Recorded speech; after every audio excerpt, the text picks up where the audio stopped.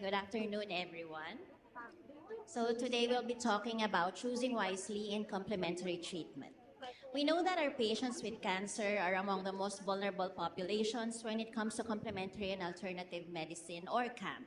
And this is quite sad. Because we do lose quite a number of patients to these treatments when they abandon or delay conventional medicine in favor of unproven or unsafe CAM therapies. Thus, as physicians, we should all make ourselves knowledgeable about this topic so that we can better educate our patients in the clinics. These are our session's objectives, and I hope that the information contained in this lecture can help in counseling patients better when it comes to the use of CAM therapies. First, let's talk briefly about CAM use in cancer care in the Philippines. This informal Facebook survey revealed that 2/3 of the respondents were willing to risk their lives by taking just herbal medicine for such a serious condition such as cancer, instead of receiving proper treatment from a doctor. In 2017, a study done at the Philippine General Hospital Cancer Institute found that 89% of the surveyed patients have ever used herbal and dietary supplements, or HDS, with the majority having initiated HDS use upon cancer diagnosis. The most common cited reasons were general health benefit, treatment of cancer, relief of symptoms, or treatment for another condition. Another PGH Cancer Institute study showed that Filipino patients with cancer used CAM to stabilize their condition, boost the immune system, cure the cancer, and improve quality of life. In this recent commentary, we discussed the role of traditional, complementary, and alternative medicine, or TCAM, in cancer care in the Philippines. It is common for Filipino patients with cancer to resort to CAM, deeming it safer, more accessible, and more affordable. As in other resource-constrained, low- and middle-income countries, Filipinos face geographic obstacles to healthcare and unaffordable conventional therapies on top of low socioeconomic status and poor health literacy. Instead of being used for supportive care, many Filipino patients are left to rely on complementary and alternative medicine as a primary form of treatment in the absence of accessible and affordable conventional cancer therapies. Furthermore, deeply ingrained historical and sociocultural influences heavily impact the health-seeking behaviors of Filipinos, which include herbal concoctions, prayers, and rituals. Positive regard for these natural treatments and their perceived benefits in the cultural association of the terms herbal with safety and effectiveness. Also, many businesses profit on the popularity of natural remedies by taking advantage of patients through the marketing of herbal and dietary supplements with anti-cancer claims despite lacking scientific evidence. Unfortunately, Filipinos may not fully understand the FDA label "No Approved Therapeutic Claims" despite being translated into the vernacular. In fact, another local study showed that FDA approval was incorrectly associated with the presence of perceived health benefits of herbal and dietary supplements, including disease prevention and treatment, slowing down disease progression, or providing symptomatic relief. There are many misconceptions about CAM use in cancer treatment, and here are some important myths coupled with counteractive information that we may use when counseling our patients in the clinics. Perhaps the most pervasive myth surrounding CAM use is that anything natural is good and that synthetic chemicals are bad. This popular misconception is constantly being propagated through tri-media and social media influence, often well-meaning encouragement from family, friends, and other patients, and widely held cultural values and beliefs. Furthermore, CAM therapies are highly accessible even without a prescription. Herbal and dietary supplements can be toxic, especially when used in large excessive dosages or when used for prolonged time periods. Some can be inherently poisonous, such as those with stimulant, cardiac, hepatotoxic, nephrotoxic, or autonomic effects. And this intrinsic toxicity can even be further complicated by the variability in the amount of the active ingredients found in these products, which lead to inconsistent and unreliable dosing. Incorrect processing and storage can also cause unexpected adverse effects. Furthermore, many supplements have been recalled because of false claims about the amount or even the complete absence of the advertised active ingredient, as well as the harmful effects of certain non-dietary ingredients discovered in these products, including heavy metal, chemical, and microbiological contaminants. When products claim to provide immediate symptomatic relief, there is also possible intentional adulteration with conventional pharmaceuticals, such as non-steroidal anti-inflammatory drugs, steroids, antihistamines, and sexual enhancers. Because food supplements don't need a prescription, there is a widespread misconception that they can't interact with other medications. However, many supplements contain active ingredients that might increase or decrease the efficacy and/or toxicity of prescription medications.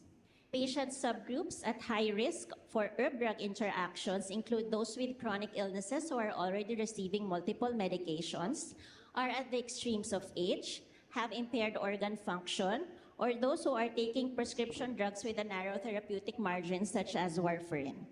For instance, garlic and ginger can increase bleeding risk in patients who are taking anticoagulants, and ginseng can aggravate hypoglycemia in patients who are taking oral hypoglycemic agents.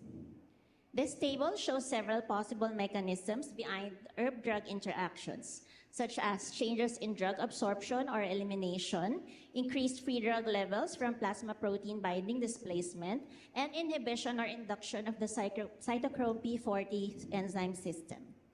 Pharmacodynamic interactions with synergistic, additive, or antagonistic effects can also be expected.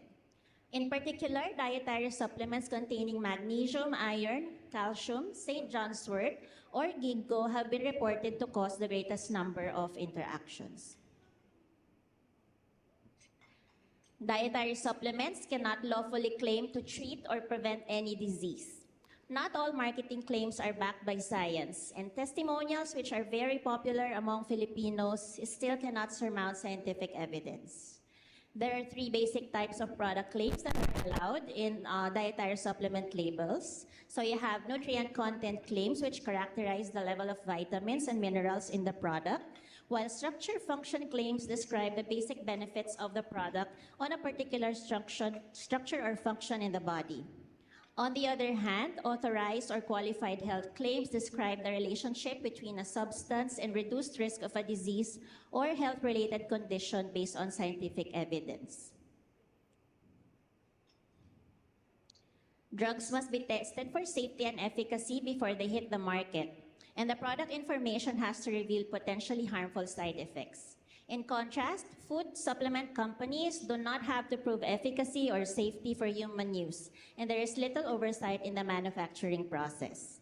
In other words, drugs are considered unsafe until proven safe in clinical trials, while food supplements are considered safe until proven unsafe.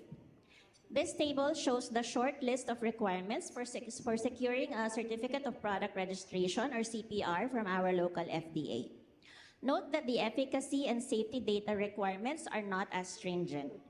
For example, the safety data requirement included here can just be an LD50 or mean lethal dose determination from animal studies. Unfortunately, food supplement companies often use conclusions from animal and other preclinical studies to support their claims about the efficacy and safety of their products in humans. Also, seeing a food supplement on the drugstore shelf or being sold online does not automatically mean that it has been duly approved by the FDA. In fact, the FDA website and social media channels frequently post about multiple advisories regarding product recalls. You can see here illegally marketed dietary supplements being flagged alongside unregistered food items. Here are some examples of outrageous anti-cancer diets from popular naturopathic facilities. This diet regimen here has been promoted not just for its anti-cancer potential, but also for weight loss, promising to shave up to 20 pounds in 20 days. So indeed, the patients I've seen who have come from this center were malnourished, with some even coming in already cachectic. So you can see a lot of things here that don't really have a basis in science, like for example, bawal ang gatas, So strictly no milk, never use iodized salt, and they're very specific about the kind of fish. It has to have scales. So it also says here that patients are told not to never eat rice, bread, processed food, and sweet fruits. Here is another one that also incorporates time prayer, meditation, and deep breathing sessions. And on the lower left side, you can see where it says, don't eat fruits and vegetables in one meal. Don't eat in between meals, so bawal daw pong magmerienda. And don't drink during meals, so paano yan mabulunan ka? So you see, these outrageous advice, but they are actually being followed by some of our patients. So it's really important for us to educate them. So these naturopathic practitioners may either be medical professionals or non-medical individuals introducing themselves as doctors, recommending these unproven diets, and selling expensive natural remedies by offering free consultations as a marketing ruse. How about diets? So none of these radical anti-cancer diets that employ restrictive regimens have been shown to cure cancer or improve survival. Instead, patients who are adhering to these schemes might run the risk of malnutrition and cachexia. Patients must always be reminded that optimal caloric and nutrient intake is very important for them to be able to complete their cancer treatments. Now, any discussion on CAM use is incomplete without tackling the risks associated with it. Patients with cancer may decline conventional cancer therapies for a variety of reasons, mostly based on personal values and experiences, such as those listed here. Patients consider quality of life to be inconsistent with receiving conventional cancer treatment. And also, patients who felt that their oncologist was threatening them with a death sentence or pressuring them into accepting conventional therapies or making directly antagonistic comments about CAM were more likely to shun conventional medicine. Hence, alleviating patient concerns about conventional cancer treatments, understanding the potential supportive role of CAM, and being aware of specific patient preferences and personality characteristics related to decision-making should always be considered. Here are some important concerns for patients with cancer using CAM, and let us go through them one by one.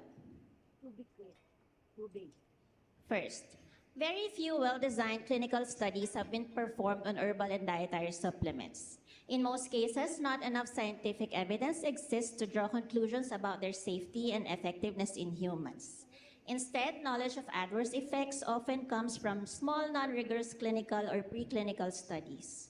Also, no tests regarding human safety and efficacy or product purity are required before dietary supplements are released for public consumption. Caveat emptor, buyer beware. And unlike prescription drugs, most herbal and dietary supplements are not pure compounds and should be considered unrefined pharmaceuticals requiring extreme caution due to their potential for harmful drug interactions and side effects. This lack of standardization and chemical complexity of botanical agents often produces unpredictable physiologic effects. And herbal and dietary supplements contribute to polypharmacy and high out-of-pocket expenses. You can see here how many products naturopaths prescribe to their patients just to address a few symptoms. And these can be quite expensive. So on the left, you can see a prescription for a patient who came to a naturopath for cervical lymph nodes. So he was given 16 herbal products just for one problem. And on the right, you can see a list of both herbal products and some substances here on the right, hormones, and they actually are quite expensive. The one on the right includes the prices of the items being sold. So they really do not come cheap. In 2010, it was reported that Filipinos were spending more than 75 billion pesos a year on dietary supplements. And local studies showed that the mean reported individual expenditure was around 2,500 pesos a month. I've also had patients who have spent millions on complementary and alternative medicine, particularly supplements, before finally coming to an oncologist. Misleading advertisements of certain CAM interventions can easily give rise to false hope, coupled with misconceptions about the chances of success of treatments being promised to patients in so-called terminal situations. Unfortunately, this false hope is being used for financial exploitation through unnecessary or futile interventions and can deprive patients of the chance to prepare for the end of life and die in dignity and comfort. Lastly, here we can see a series of unfortunate events that befall the patients who rely on CAM as the primary mode of treating their cancer. CAM use can potentially lead to delays and interference with proper cancer treatment. In this local study, 25% of patients reported to have delayed conventional treatment in favor of use of herbal and dietary supplements. Most of them were also unmonitored or unsupervised by their attending physicians, with 47% simultaneously using CAM together with conventional systemic therapy. Decreased efficacy of anti-neoplastic drugs is possible in the presence of pharmacokinetic or pharmacodynamic herb-drug interactions that can affect effective drug concentrations or effector site binding. Certain conventional cancer therapies that work through generating free oxygen radicals can also have lower efficacy when combined with high doses, so I specify high doses, of vitamins or other antioxidants. Although dietary antioxidants may play a role in the primary prevention of cancer, in part by reducing oxidative DNA damage, the same action might be expected to be counterproductive against radiation therapy and chemotherapeutic agents that rely on reactive oxygen species to target cancer cells. These include anthracyclines, platinum-containing agents, alkylating agents, and certain anti-tumor antibiotics. Available data from a limited number of randomized controlled trials have shown that high-dose antioxidant supplementation during radiotherapy decreases local tumor control and shortens the survival of patients with cancer. Continuing research on the concurrent use of supplemental antioxidants and with chemotherapy and/or radiation is needed. Most importantly, CAM use has been associated with increased mortality. When discussing the impact of CAM on the survival of cancer patients, I always go back to these two important studies by Dr. Johnson and his colleagues. In this first study, patients with non-metastatic breast, prostate, lung, or colorectal cancer who chose alternative therapies alone were found to have significantly worse survival than patients who received conventional cancer treatments, such as chemotherapy, radiation, surgery, and hormone therapy. After a median follow-up of 66 months, those who received alternative medicine as their sole form of cancer treatment were noted to have a 2.5 times higher risk of death compared to those who received conventional therapies. It was even worse for the breast cancer patients subgroup who had more than a 5-fold greater risk of death. In this second study, the use of complementary medicine was associated with a poorer 5-year overall survival and was independently associated with a 2-fold greater risk of death. Also, patients who received complementary medicine were more likely to refuse conventional cancer therapies as detailed here. These results suggest that the increased mortality risk associated with complementary medicine may be mediated by the refusal to receive conventional medicine. But of course, this is not to say that all CAM interventions are bad. Although with less solid evidence, certain CAM therapies can be relatively effective and safe in relieving symptoms and improving quality of life, such as mind-body therapies, acupuncture, and massage therapy, especially when administered by a licensed CAM practitioner. However, it should be emphasized to our patients that these CAM therapies are mainly supportive and are not the best first-line treatment for symptomatic relief. More importantly, these do not treat the cancer itself. Then how about cancer misinformation, which is way more prevalent now with the continued rise of social media? Based on the results of a recent study investigating the accuracy of cancer treatment information on social media and its potential for harm, 1/3 of the most popular cancer articles on social media contain misinformation, with a majority of these articles carrying harmful information. Misinformation mostly came from misleading titles, mischaracterized strength of evidence, and unproven therapies. Unfortunately, this harmful misinformation have urged people to delay or not seek out medical attention for curable conditions, pay for expensive therapies, self-medicate with potentially harmful drugs, or use alternative therapies that could interact with their prescription medications. Furthermore, among the most popular articles on Facebook, articles containing misinformation and harmful misinformation received statistically significantly more online engagement via shares, comments, and likes versus safe and accurate information. Evaluating and validating online information can be particularly challenging for the following reasons. So there's no reliable online verification of credentials for social media accounts. There's also a lack of incentive for social media companies to limit the spread of fake news. Next, there are also celebrities and influencers who help promote these fake news. Also, fake news often has some basis in reality, which these posters of these news use to distort the truth, and the spin on the presentation interpretation of oncology research to the general public by the media. So these are some examples of how facts can be easily distorted to create clickbait and viral content online. You see that language plays an important role in shaping people's perceptions about science, and it can be deliberately manipulated to mislead, to sensationalize, or frighten. In this review, we discussed various aspects of misinformation in oncology. Here are some communication strategies to help address cancer misinformation on social media. So there are many credible sources for cancer-related news and information, including patient advocacy, nonprofit organization, and university and hospital-based websites.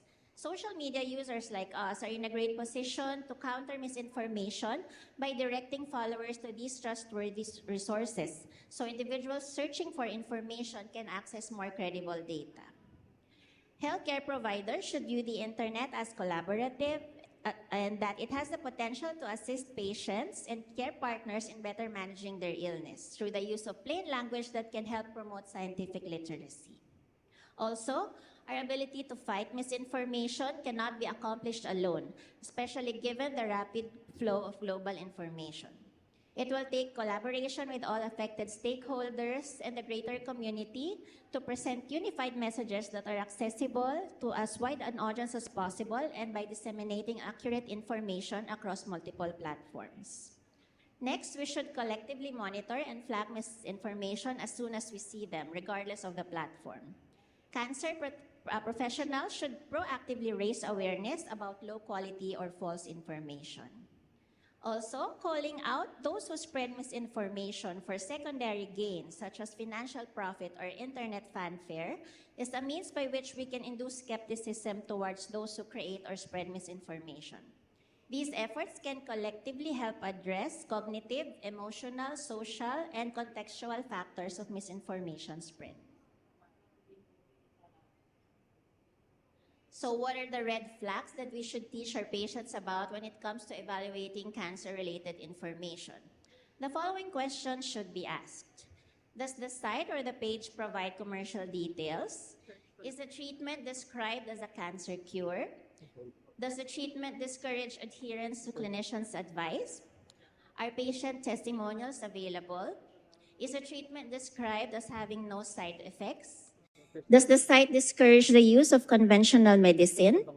Does the site provide opinions and experiences rather than factual details? Or are the credentials of the website or the page hidden or unverifiable?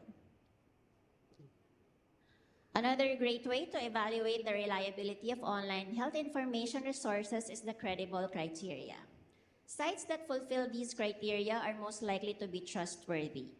So we have C for current and frequently updated, R for reference cited, E, explicit purpose and intentions of the site is disclosed, D, disclosure of sponsors, I, interest declared and no conflicts of interest, B, balanced content, and LE, level of evidence indicated. So what happens in a person's mind when you correct a misconception? People build mental models of how the world works, where all the different parts of the model fit together like cogs. So imagine if one of those cogs is a myth. When you explain that the myth is false, you take out that cog, leaving a gap in their mental model. So what you have to do next, because people feel uncomfortable with an incomplete model, is you need to fill the gap with the fact. So Professor George Lakoff, an American linguist, proposed the truth sandwich model as a strategy for busting myths. So first you state the truth, next you debunk the lie without repeating it, and then lastly you restate the truth. Another debunking method is the fact-myth fallacy method by Professor John Cook. So basically, as well as explaining why the facts are right, you also need to explain why the myth is wrong. And to avoid the familiarity backfire effect, first put the emphasis on the facts rather than the myth. But unfortunately, most debunking articles take the worst possible approach, which is they usually repeat the myth in the headline, which is a big no-no. So as mentioned here, you should fight sticky myths with even stickier facts, meaning simple, concrete messages that grab attention and stick to memory. So pulling this all together, if you debunk misinformation within an article, presentation, or even in casual conversation, try to lead with a sticky fact. Before you mention the myth, explicit warning should be made that you are about to mention a myth. Then explain the fallacy that the myth uses to distort the facts, and finally restate the truth. Lastly, as healthcare professionals, we must routinely ask our patients about CAM use in order to provide them with balanced evidence-based information and advice. So even in the absence of scientific evidence behind many CAM therapies, physicians are encouraged to attempt to understand the patient's core values and beliefs when counseling about CAM therapies, as it has been reported that patients with cancer may delay or even refuse receiving conventional treatment if they feel that the discussion was not handled satisfactorily by their attending physician. Thus, improving communication about CAM within the sphere of conventional cancer treatment can help increase the patient's likelihood of complying with what we advise to them. So how should we discuss CAM use with our patients? Do not be intimidated, because being a CAM expert is by no means a requirement for us to be able to have a balanced, respectful, and helpful discussion about CAM with our patients. Even more important are effective communication and listening skills, as well as showing respect and being non-judgmental. Patients want honest and non-judgmental advice about their health choices. We should converse with our patients, share our concerns, and ask for their opinions, because showing interest will go a long way towards building the doctor-patient partnership and shared decision-making. The following recommendations summarize how healthcare professionals could communicate more effectively with their patients regarding CAM use. So step 1 is to inquire about CAM use. So this is something that we should ask, because usually they will not volunteer this information to us. So we should inquire if they use CAM and what are the reasons behind their use of CAM. Remember that it is important for us physicians to avoid displaying universal contempt against CAM, as this can discourage patients from being truthful to us. Next, evaluate the CAM intervention and have access to resources that can help elucidate any safety or efficacy issues. Step 3, discuss regulatory issues surrounding CAM use, some of which have already been discussed earlier. And then steps 4 and 5, discuss the available safety and efficacy data and compare the risk-benefit ratio versus available conventional therapies based on the reviewed references. Make time to explain that what we do in conventional medicine is based on science, and explain what a randomized clinical trial is all about. Discuss about the placebo effect and how testimonials cannot replace scientific evidence. And then step 6, monitor for adverse events and therapeutic response should your patient ultimately still decide to proceed with CAM use even after a thorough discussion. So several factors that need to be considered in the risk-benefit analysis of using CAM include the severity, acuteness, and curability of the illness with conventional approaches, the degree of invasiveness and associated toxicities of conventional treatment options, the quality of evidence concerning the efficacy and safety of the desired CAM approach, the degree of knowledge and understanding of these risks and persistent intent to use CAM. By assessing these relevant aspects, healthcare providers can formulate a plan that is clinically sound, ethically appropriate, and tailored to the unique circumstances of each patient. This decision matrix was previously published in Newsweek magazine to inform readers of the risks versus benefits of certain CAM therapies. It can be helpful as a visual aid when counseling patients about CAM use in the clinics. Lastly, it is quite reasonable for us to get frustrated when we offer proven treatment options, yet the patient still opts for something else. But as a physician, it is always helpful to try to understand the patient's way of thinking and how they develop these misunderstandings, and then find some common ground to agree on. It feels more patient-centered if we are willing to collaborate and compromise. Who knows, they might even become more receptive to what we are advising them in the future. So ask, explain, respect, collaborate, and compromise. When doctors and patients work together as a team, health outcomes can be improved. And as a bonus, I would like to share this quite comprehensive reference with you. So this is the Memorial Sloan Kettering Cancer Center About Herbs database, which is my go-to scientific resource about herbs and dietary supplements when I counsel my patients. It has information tailored for both healthcare professionals and patients and caregivers. It can be accessed for free through iOS app or through the MSKCC's official website, mskcc.org. So if you want to find easily, just put on Google MSKCC herbs and it's the first one that comes on top. Thank you so much.